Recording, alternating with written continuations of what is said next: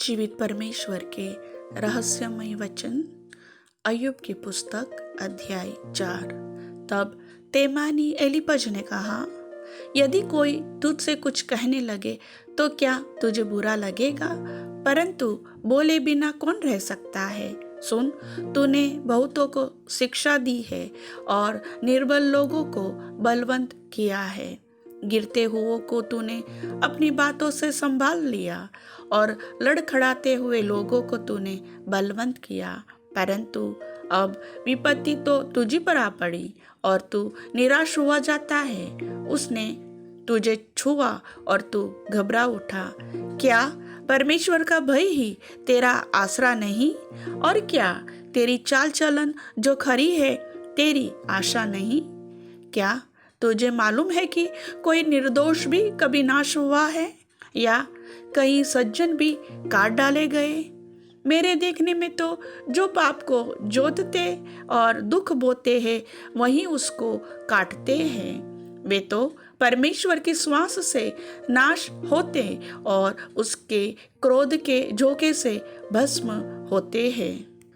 सिंह का गरजना और हिंसक सिंह का दहाड़ना बंद हो जाता है और जवान सिंहों के दांत तोड़े जाते हैं। शिकार न पाकर बूढ़ा सिंह मर जाता है और सिंहनी के बच्चे तितर बितर हो जाते हैं। एक बात चुपके से मेरे पास पहुंचाई गई और उसकी कुछ भनक मेरे कान में पड़ी।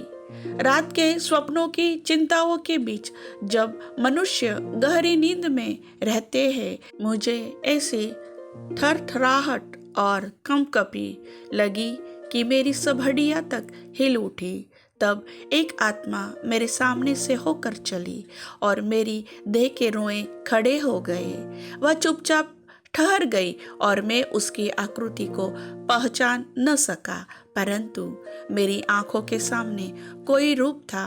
पहले सन्नाटा छाया रहा, फिर मुझे एक शब्द सुन पड़ा, क्या नाशवान मनुष्य परमेश्वर से अधिक धर्मी होगा? क्या मनुष्य अपने सृजनहार से अधिक पवित्र हो सकता है? देख, वह अपने सेवकों पर भरोसा नहीं रखता और अपने स्वर्गदूतों को दोषी ठहराता है। फिर जो मिट्टी के घरों में रहते हैं और जिनकी नींव मिट्टी में डाली गई है और जो पतंगे के समान पीस जाते हैं, उनकी क्या गणना? वे भोर से सांझ तक नाश किए जाते हैं। वे सदा के लिए मिट जाते हैं और कोई उनका विचार भी नहीं करता। क्या उनके डेरे की डोरी उनके अंदर ही अंदर नहीं कट जाती? वे बिना बुद्धि के ही मर जाते हैं। प्रभु वचन के सुनने वाले सभी भाई बहनों को आशीष दें। आमीन।